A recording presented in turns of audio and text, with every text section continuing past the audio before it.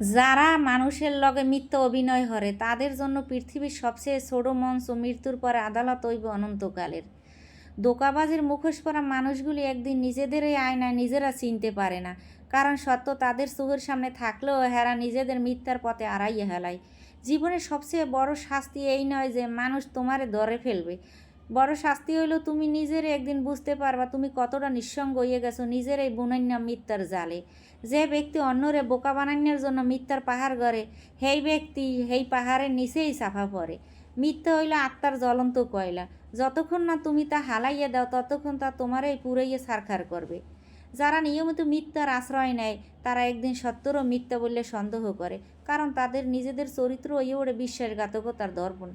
দুরুদতা দিয়ে তুমি হয়তো কিছু মানুষের ঠকাইতে পারো, কিন্তু আল্লাহর দেওয়া বিচার থেকে কখনোই পালাইতে পারবা না। সততা হারানো মানে নিজের সম্মান নিজেই পদদলিত করা। আর এই আল্লাহরে যে ভয় পায় না, হে সবসময় মিথ্যার আশ্রয় নেয় নিজেরে বাঁচাবার জন্য। এই ব্যক্তির চিন্তা করা উচিত যে এই লোকের কাছ দিয়ে মুই কতটা উপকৃত হইছি, তাই এই লোকেরে কেমনে মুই এত বড় বিপদে হালাই, এত বড় মিথ্যা অপবাদ দেই, মিথ্যা কথা কইয়া কইয়া। তা মোরে তো আল্লাহ দেখতে আসি যে মুই মিথ্যে কথা কইতে আসি, মিথ্যা অপবাদ দিতে আসি। এর বিচার তো আল্লাহই করবে। আর এই বিচার আল্লাহ ভয়ঙ্কর কঠিন শাস্তি আল্লাহ তাআলা রাখছে অনন্তকালের জন্য আল্লাহর আদালতে। সেইটা যদি মানুষ মনে করতে তাহলে কোনো দিন এই পাপ কাজ করতে না।